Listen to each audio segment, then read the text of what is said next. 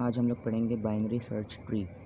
अच्छा, जो binary search tree है ये ट्री के डेटा स्ट्रक्चर के ऊपर कंसिस्ट कर रहा है। मतलब ये नोड्स के मिलने से एक जो स्ट्रक्चर बनता है उसको कहते हैं हम लोग ट्री।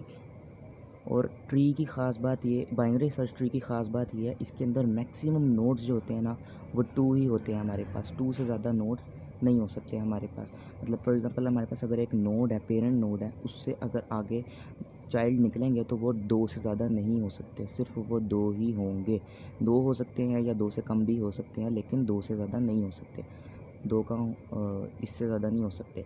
और पेरेंट का तो हमें, जैसा कि पेरेंट से अंदाज़ा हो रहा है, पेरेंट तो एक ही होगा हमारे पास। इसको हम लोग रूट नोड भी कहा करते हैं। अच्छा, पहले हम लोग देख लेते हैं बाइनरी सर्च ट्री का आगाज़ कहाँ से हुआ था, क्यों हुआ था। 1960 के अंदर बाइनरी सर्च ट्री को जो है फर्स्ट टाइम फाउंड किया गया था, बनाया गया था। और दूसरी बात यह है कि बाइनरी सर्च ट्री किस लिए बनाया गया था? इंडेक्सिंग के लिए। इंडेक्सिंग की प्रॉब्लम आती थी हमारे पास कि किस इंडेक्स के ऊपर क्या चीज़ पड़ी है, तो वो हम लोगों ने हमें उसको फाइंड करना मुश्किल था, तो हम लोगों ने इंडेक्सिंग और मल्टी इंडेक्सिंग में यूज़ करने के लिए बाइनरी सर्च ट्री को बनाया था। जब बाइनरी सर्च ट्री जो है ना, इसका दूसरा नाम जो है ना, अगर आपके एग्ज़ाम्स में कहीं पर भी लिखा हुआ आपको नज़र आ जाए ना, सॉर्टेड बाइनरी ट्री या सॉर्टेड ट्री या फिर ऑर्डर्ड ट्री या ऑर्डर्ड बाइनरी ट्री, तो ये तीनों नाम जो हैं ये इसी के हैं, बाइनरी सर्च ट्री के। सॉर्टेड ट्री और बाइनरी सर्च ट्री के अंदर कोई डिफरेंस नहीं, दोनों एक ही चीज़ें हैं। दोनों की एक रिस्ट्रिक्शन है जिसको आपने मस्ट फॉलो करना है, और वो ये है कि आपके नोड जो हैं 2 से ज़्यादा नहीं होने चाहिए। मैक्सिमम नोड्स 2 होने चाहिए आपके पास। अच्छा, अब हम लोग चलते हैं बाइनरी सर्च ट्री के अंदर जो है हमारे पास उसके एलिमेंट्स क्या क्या होते हैं। अच्छा, एक हमारे पास होता है हेड नोड। हेड नोड क्या है? ये हेड नोड है जिसको मैंने अभी आपको रूट नोड भी बताया था कि इसको हम लोग रूट नोड भी कहते हैं, और यही हमारे पास हेड नोड भी है, इसको हेड नोड भी कहते हैं। अच्छा, और उसके अलावा हमारे पास होते हैं कुछ लीफ नोड्स। अब इस ट्री के अंदर हमारे पास लीफ नोड्स क्या हैं?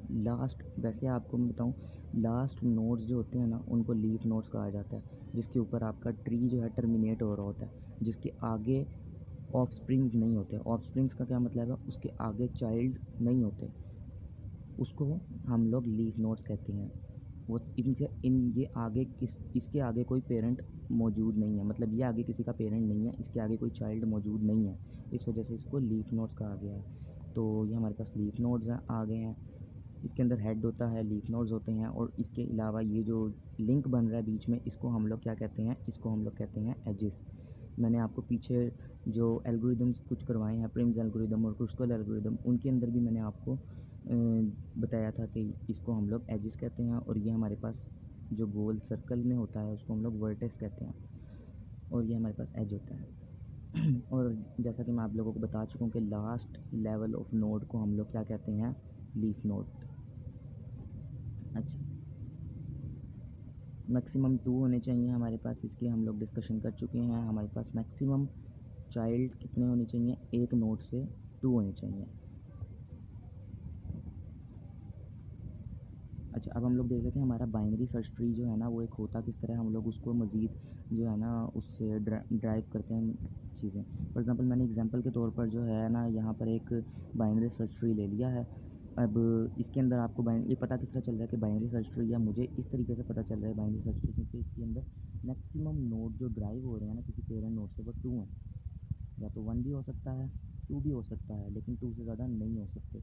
हम लोग अगली वीडियो के अंदर ये भी देखेंगे कि बाइनरी सर्च ट्री को हम बनाते किस तरीके से हैं, उसको यूज़ किस तरह किया जाता है, उसके अंदर से उसको हम लोग, अगर हम लोगों ने कोई, हमारे पास अरे गिवन है, अरे को हम लोग बाइनरी सर्च ट्री में कन्वर्ट करना है, तो वो किस तरह करते हैं, सब हम लोग देखेंगे नेक्स्ट वीडियो में।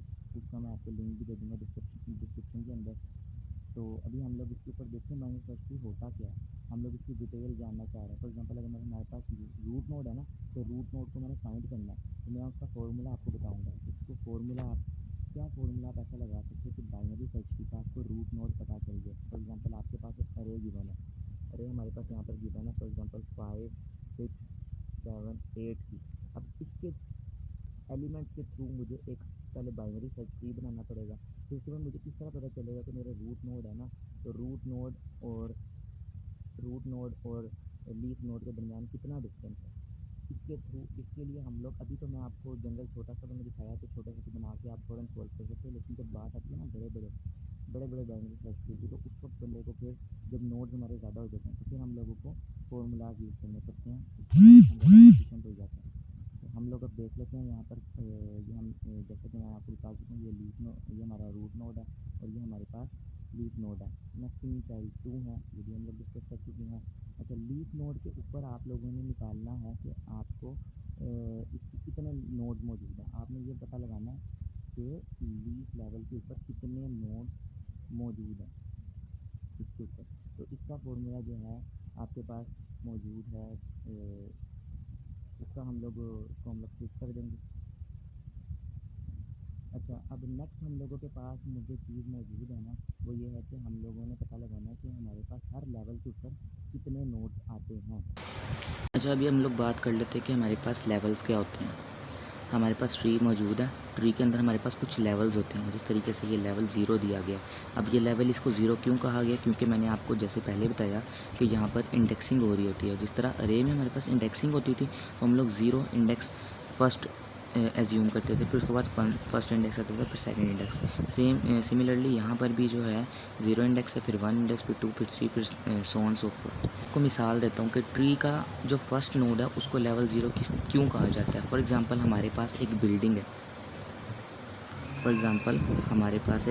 है, बिल्डिंग के ना सिर्फ़ और सिर्फ एक फ्लोर है, जिसको हम लोग जब हम डिस्कशन कर रहे होते हैं, मैं कहता हूँ कि यार भाई ज़रा जाकर ग्राउंड फ्लोर से वो चीज़ तो ला दो। तो मतलब मैं इसको फर्स्ट क्यों नहीं कह रहा, फर्स्ट फ्लोर क्यों नहीं कह रहा, क्योंकि ये ग्राउंड पे मौजूद है। फर्स्ट का मतलब है कि ग्राउंड से एक ऊपर, इसको हमने कहा फर्स्ट फ्लोर। तो मैंने कहा सेकंड फ्लोर से जाके यार कुछ ले आना, तो सेकंड फ्लोर ये है हमारे पास। यहाँ पर तो ये ज़मीन के साथ लगा हुआ है, ये तो अभी ऊपर उठा ही नहीं है, तो इसको मैं क्यों कहूँगा फर्स्ट।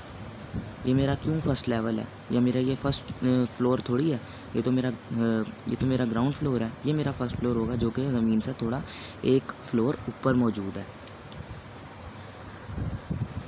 इसी वजह से यहाँ पर भी हम लोग लेवल्स में लेवल 0 देते हैं, क्योंकि ये भी ज़मीन से निकला ही नहीं है। आप ये समझ लें, ट्री जो है हमारा ज़मीन से निकला ही नहीं है। अच्छा, और दूसरे नंबर पे फिर हम लोग फर्स्ट फ्लोर, सेकंड फ्लोर इसी तरीके से बात करते हैं। अब अगर मैं चाहता हूँ कि मुझे ये पता चल जाए कि मेरे लेवल के ऊपर कितने नोड्स मौजूद होंगे, लाइक मेरे पास जो लेवल 0 है उस पर 1 नोड मौजूद है, लेवल 1 के ऊपर 2 नोड मौजूद है, लेवल 2 के ऊपर मेरे पास इस वक्त 2 नोड मौजूद हैं। अगर मेरे पास कंप्लीट बाइनरी ट्री होता, कंप्लीट बाइनरी ट्री कौन सा होता है, जिसके साइड पर दोनों चाइल्ड मौजूद हों। इस तरह मैं इसको अगर कंप्लीट बाइनरी ट्री बना दूं, वो मैंने आपको आगे जाकर इसकी टाइप्स भी बतानी है बाइनरी ट्री की कौन कौन सी टाइप्स हैं और क्या क्या टाइप्स हैं। अभी हम लोग डिस्कस कर रहे हैं सिंपल बाइनरी ट्री या कंप्लीट बाइनरी ट्री। सो मैं इसको कंप्लीट बाइनरी ट्री बना दिया। अब देखें, हर नोड के आगे 2 चाइल्ड मौजूद हैं। अब ये complete binary tree right side से भी ये कंप्लीट है, लेफ़्ट साइड से भी कंप्लीट है। सो अब हम लोग इसको देखते हैं। अब मुझे पता लगाना है कि जिस तरह मैंने आपको बताया 0 लेवल के ऊपर 1 नोड है, 1 लेवल पे 2 नोड है, 2 लेवल पे 4 नोड है, 3 लेवल के ऊपर 1 2 3 4 5 6 7 8 नोड मौजूद है। तो इसका फॉर्मूला क्या होगा, आपको पता किस तरह चलेगा। अगर फॉर एग्जांपल आपको दे दिया गया कि भाई 4th नोड के ऊपर आपके पास कंप्लीट बाइनरी ट्री मौजूद है, आप 4th लेवल के ऊपर फोर्थ लेवल के ऊपर, हाँ जी, 4th लेवल के ऊपर आप लोग फाइंड करो इसके नोड्स। तो आपने क्या करना है, आपने सिंपली इस फॉर्मूले के अंदर पुट कर देना 2 की पावर n, क्योंकि आपको ये बात पता है कंप्लीट बाइनरी ट्री के अंदर हर लेवल पे 2 नोड होते हैं। फॉर एग्जांपल हमारे पास लेवल 0 था तो उसके अंदर 2 की पावर 0 कितना आएगा, 2 की पावर 0 हमारे पास आ जाएगा 1, तो हमारे पास 1 नोड मौजूद है। 2 की पावर 1 मतलब 2, तो हमारे पास यहाँ पर 2 नोड मौजूद हैं। इसी तरीके से हम लोग लेवल 4 को देख लें। 2 की पावर 4 कितना होता है हमारे पास होता है 16 होता है हमारे पास 2 की पावर 4। यहाँ पर चूँकि हमारे पास लेवल 3 है तो हमारे पास 2 की पावर 3 8 नोड आएंगे, और ये हमारे पास 8 नोड मौजूद है। तो ये थी इसके अंदर फार्मूलाज की गेम। उसके अलावा अगर आपके पास ये आ जाए कि आपको कह दिया गया है कि भाई लीफ लेवल के ऊपर आप फाइंड करो कि उसका लेवल क्या है मौजूद, मतलब आपको नोड्स बता दिए गए हैं। अभी तो मैंने ये बताया आपको कि लेवल बता दिया गया और आपको क्या नोड्स फाइंड करो। अब आपको नोड्स बता दिए गए हैं, भाई आपको बता दिया गया 256 नोड्स हैं। अब आप फाइंड करो 256 का जो है ये 256 नोड्स हैं अगर, तो कितना लेवल बनेगा इसका। तो आपको ये फाइंड करने के लिए क्या ये वाला फॉर्मूला यूज़ करना है। सो अगर हम लोग इसके अंदर 256 की वैल्यू को LG ऑफ n के अंदर वैल्यू को पुट करेंगे तो हमारे पास सिंपली आंसर आ जाएगा कि हमारे पास कितने लेवल के ऊपर हमारे पास 256 नोड्स मौजूद हैं। अच्छा, इसके कुछ बेसिक्स ऑपरेशन होते हैं, अब हम ऑपरेशन को देख लेते हैं जो कि हमारे पास हम लोग जो हैं BST के थ्रू कर सकते हैं। अगर हमारे पास बाइनरी सर्च ट्री मौजूद है तो इसके थ्रू हम लोग कुछ बेसिक ऑपरेशन कर सकते हैं। वो क्या है, पहली बात है हम सर्चिंग कर सकते हैं, इंसर्शन कर सकते हैं, प्री ऑर्डर ट्रैवर्सल कर सकते हैं, पोस्ट ऑर्डर ट्रैवर्सल कर सकते हैं और इन ऑर्डर ट्रैवर्सल कर सकते हैं।